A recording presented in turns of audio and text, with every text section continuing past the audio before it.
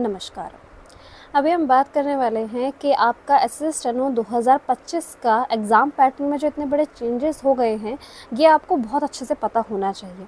अगर आप स्टेनो के फील्ड में हैं या आने वाले हैं, अभी स्टूडेंट ही हैं, स्कूल लाइफ में हैं, कुछ भी तरीके से है, आपको ये पता होना चाहिए कि एग्ज़ाम पैटर्न में चेंजेस कर दिए हैं। आपको पता है पहले टीसीएस एग्ज़ाम करवाया करता था, अब उसका जो पूरा काम है वो एडुकेटी के हाथ में आ चुका है, वो चीज़ें कर रहा है। तो एग्ज़ाम पैटर्न के अंदर चेंजेस देखने को मिल रहे हैं। एग्ज़ाम जो एआई बना रहा है, अब हम एक एक करके देखने वाले हैं क्या क्या चेंजेस होने वाले हैं।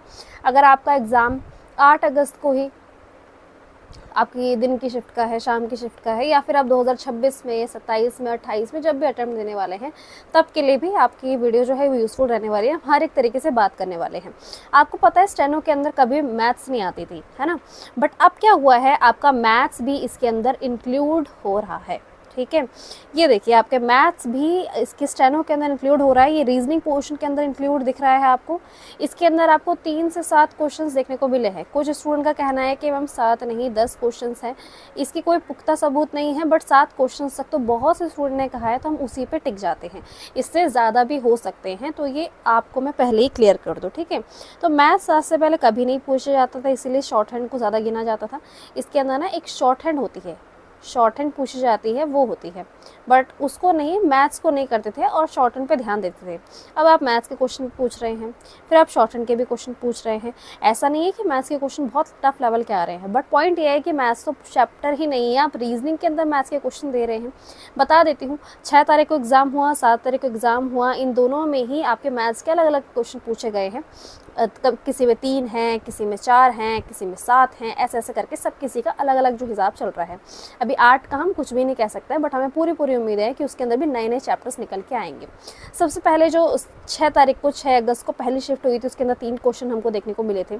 उसमें से एक आपका रेशियो प्रोपोर्शन था। ठीक है, फिर मिक्स्ड एलिगेशन वाले क्वेश्चंस भी अलग अलग शिफ्ट में देखने को मिल रहे हैं। परम्यूटेशन कॉम्बिनेशन अच्छे से कर लेना, क्योंकि इससे बार बार क्वेश्चन देखने को मिल रहे हैं। Boat and stream, compound interest भी देखने को मिल गया, टाइम एंड वर्क और टाइम एंड डिस्टेंस। अभी तक ये जो चैप्टर्स हैं ये देखने को मिले हैं, और इसके अंदर कोई दो राहे नहीं है कि आने जाने वाले शिफ्ट्स के अंदर ये जो है ये बढ़ते चले जाएंगे और हमें कोई नए नए चैप्टर्स भी देखने को मिल सकते हैं। नए नए चैप्टर्स आपको पता ही है कौन कौन से चैप्टर्स आपके ऐड हो सकते हैं, जो कि आपके बेसिकली आपका हम कह सकते हैं अर्थमेटिक मैथ्स है ना, अर्थमेटिक जो होती है उसके अंदर हो गया। मेरे को ही लगता है कि एडवांस के इसके अंदर क्वेश्चन आने वाले हैं, वो जो कि नहीं होने वाला है। ट्रिगो आपके एडवांस में चल जाती है, तो वो नहीं आने वाली है मेरे हिसाब से। इसके अंदर अर्थमेटिक से रिलेटेड पूछने वाले हैं, बट वो भी नहीं आना चाहिए, पॉइंट ये आता है। ठीक है, अब एडुकेटी अपने हिसाब से चीज़ें कर रही है ना। अब बहुत से स्टूडेंट का डाउट होता है कि मैम एडुकेटी के क्वेश्चंस कहाँ से लगाए, जब इतने पैटर्न चेंज कर रही है तो हमें पता होना चाहिए कि क्वेश्चंस हमको कहाँ से लगाने चाहिए।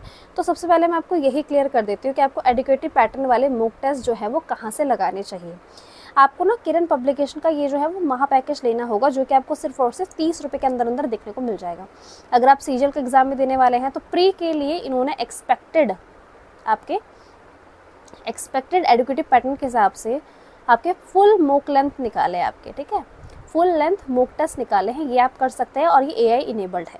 ये सारी चीज़ें आपको इसके अंदर देखने को मिल जाएंगी। इसके साथ साथ इसके अंदर बहुत सी चीज़ें आपको हैं। ठीक है, ये एआई इनेबल्ड है, इसके अंदर जो है आपको 1 लाख से ज़्यादा क्वेश्चंस देखने को मिलेंगे। पूरे 1 साल की वैलिडिटी इसके अंदर है आपकी।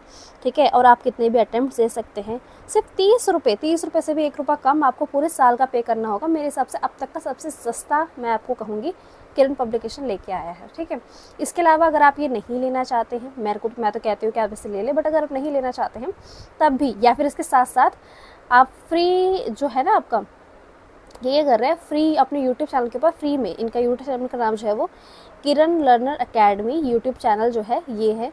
इसके अंदर आपके प्रैक्टिस सेट चल रहे हैं। ठीक है, free expected educative pattern practice set, ये आप ज़रूर कर सकते हैं। इन तीनों के ही लिंक जो भी डिटेल्स है सारी वो मैं डिस्क्रिप्शन में प्रोवाइड कर दूँगी। आप डिस्क्रिप्शन बॉक्स देखेंगे तो आपको ये तीनों चीज़ें मिल जाएंगी। तो आप जो क्वेश्चन मेरे से बार बार पूछ रहे थे कि मैम एडुकेटिव वाले पैटर्न के मॉक टेस्ट कहाँ से करें, या आने वाला एग्ज़ाम जो हो रहा है वो सीजीएल आने वाला है, सीएचएसआर आने वाला है, और कुछ स्टूडेंट एमटीएस के हैं मेरे पास, तो उनके लिए मैं बता रही हूँ कि आप यहाँ से कर सकते हैं। अब हम आगे चलते हैं। कुछ बेसिक सी कॉमन सी प्रॉब्लम जो कि कॉमन होनी नहीं चाहिए, बट वो कॉमन बन गई क्योंकि हर जगह देखने को मिल रही है। कुछ ऐसे क्वेश्चन हैं जिनके अंदर सेम ऑप्शंस है। मतलब ये क्वेश्चन नंबर है 1 2 3 4, मान लीजिए 3 4 है ना, ये बिल्कुल सेम है, मतलब कोई डिफरेंस इसके अंदर है ही नहीं। तो आप ये कह सकते हैं कि इसके अंदर कोई भी डिफरेंस आपको देखने को नहीं मिल रहा है, दोनों ही सेम ऑप्शन है। अब ये नहीं पता भाई कि अगर गलत हो जाता है तो क्या हिसाब रहने वाला, तो ये दिक्कत देखने को मिल रही है। कुछ ऐसे जिसके अंदर 3 ही ऑप्शन है, भाई क्वेश्चन दे रखा है 1 2 और 3 है, चौथा ऑप्शन है ही नहीं, ये भी कुछ दिक्कत देखने को मिल रही है। और मैं लिखना चाहूँगी बिना सर पैर वाला क्वेश्चन, सर नहीं होता वैसे सिर होता है, बट यहाँ पे टाइपिंग हो गई है, ठीक है। क्वेश्चन कुछ इस तरीके से है, पूछ रहा है कि भाई डायरेक्शन बताओ, क्वेश्चन आप पढ़ लेना, और ऑप्शन में देखो ये क्या है आपके, कुछ इस तरीके से, मतलब कोई इसका आंसर नहीं है, बिल्कुल बेतुके जिसको कहते हैं ना, जिसका कोई तुक नहीं होता है, जिसका कोई लॉजिक नहीं होता है, उस तरह के क्वेश्चन आपको इस बार देखने को मिले हैं। और ये सिर्फ एआई की चीज़ें हैं, एआई बना रहा है इन क्वेश्चन को।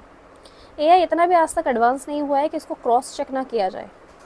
एटलीस्ट आप क्रॉस चेक तो कर सकते थे कि क्वेश्चन किस तरीके से मिल रहे हैं। अब सरकारी नौकरी दे रहे हैं और उसमें ये चीज़ें कर रहे हैं। अब हम एक एक करके चीज़ें देख लेते हैं, ठीक है। सबसे पहले हम देख लेते हैं इंग्लिश के बारे में, फिर हम देख लेते हैं रीजनिंग के बारे में, फिर हम देख लेते हैं जीके के बारे में, एक एक करके एग्ज़ाम लेवल क्या था।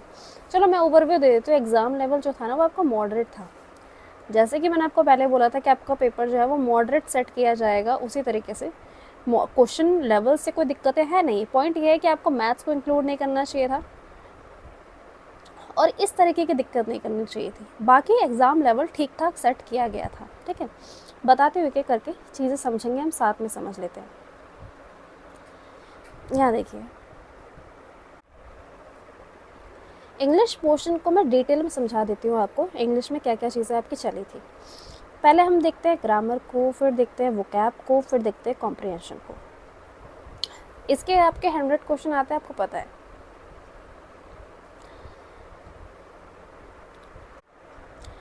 ग्रामर के क्वेश्चन अगर मैं आपको बताऊं तो ये आपके इजी साइड पे थे, ठीक है।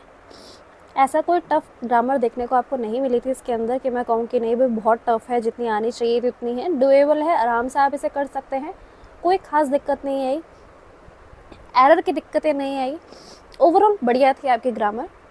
वोकैब के बारे में बात करें तो मैं कहूँगी वोकैब के अंदर कुछ सरप्राइज एलिमेंट थे, जैसे वन वर्ड सब्स्टिट्यूशन आपको देखने को मिला इस बार,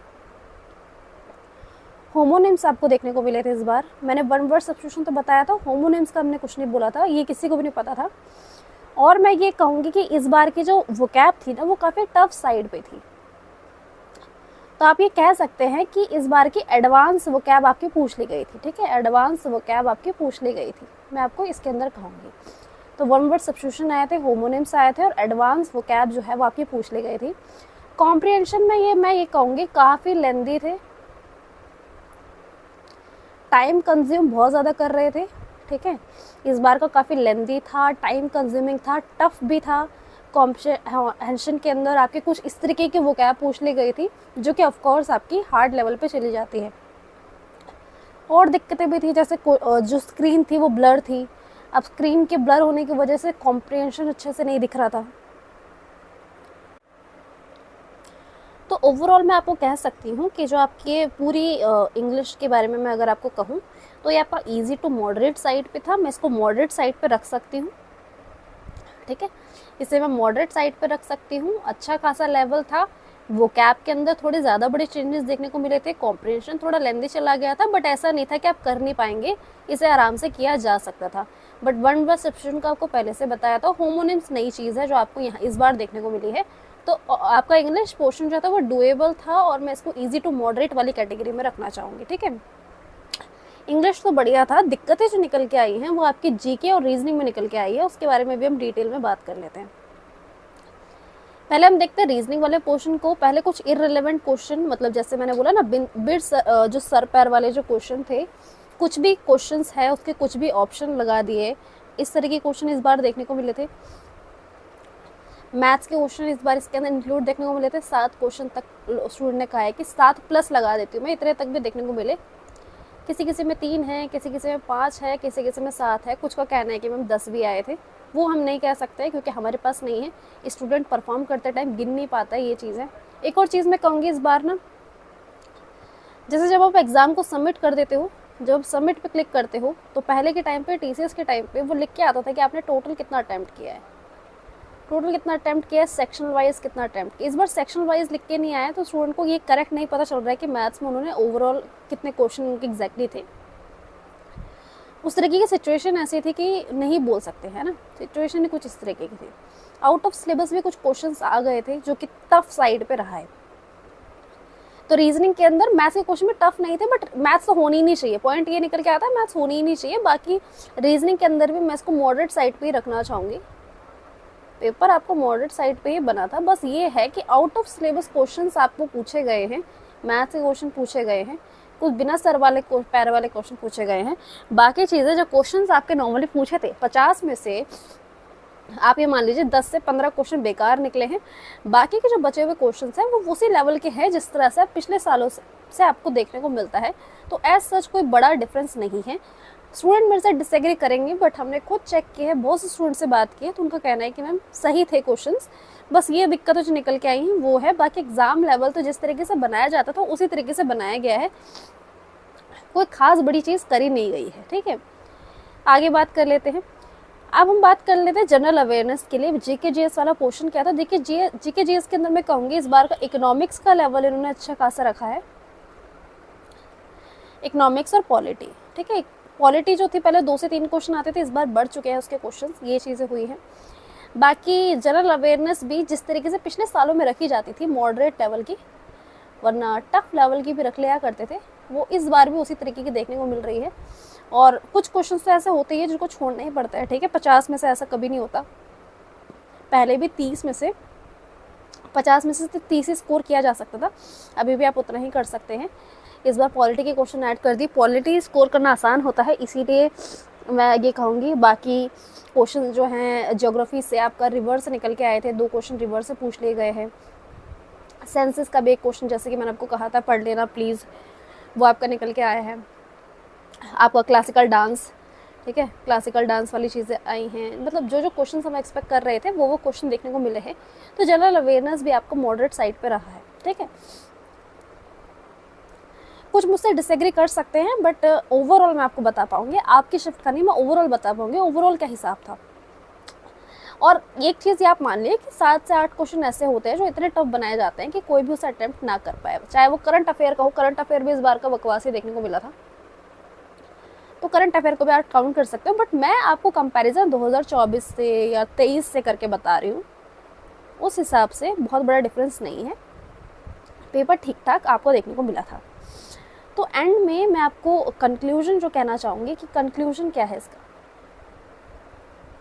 कंक्लूजन आपका यही है कि पहली चीज़, आपको जो एग्ज़ाम लेवल है वो अच्छा सेट किया है, एग्ज़ाम लेवल से कोई दिक्कतें नहीं है। ठीक है, एग्ज़ाम लेवल जो है वो ठीक ठीक सेट किया गया है। दूसरा, आउट ऑफ सिलेबस वाली जो चीज़ें हैं वो ऐड ना की जाए, और अगर आपने उसे कर दिया है ऐड, ये आप ना करें। और अगर आपने इसे कर दिया है ऐड तो आपको इसके नंबर ज़रूर बांटने होंगे।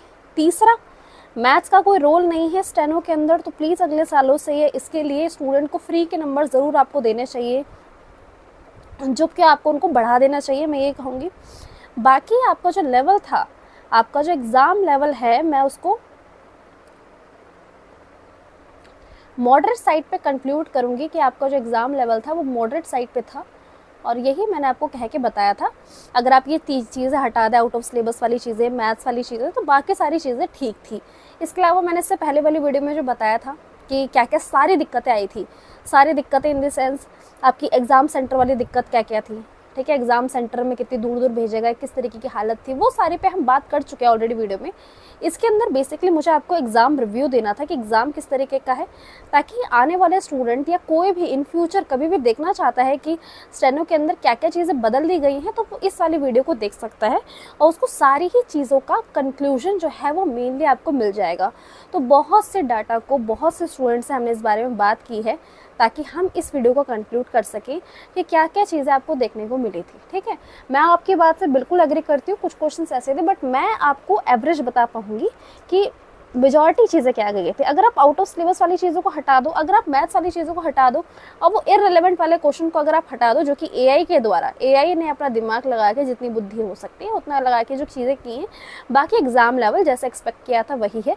और इस बार जो है ना, आपकी जो कट ऑफ है आपकी जो कट ऑफ है उसके अंदर गिरावट आपको देखने को मिलने वाली है। रीज़न इसके बहुत सारे हैं। रीज़न इसका एक सबसे बड़ा रीज़न तो यही है कि भाई कंपटीशन कम हो गया, बाकी वाली चीज़ें निकल के आ गई। तो हम यहाँ पे इस वीडियो को कंक्लूड करते हैं। बताइएगा आपको ये वीडियो कैसी लगी। बहुत अच्छे से मेहनत करके इसके ऊपर काम किया है, तो बताना ही आपको कैसे लगी। इसको हमने पूरे एकदम समराइज़ करने की पूरी कोशिश की है। एंड में जाते आते आप ज़रूर लिख के जाना, स्टेनो अंडरस्कोर ये 2025 लिखेंगे तो मुझे पता चल जाएगा आपने वीडियो को एंड तक देखा है। बाकी हम यहाँ पे इस वीडियो को एंड करते हैं।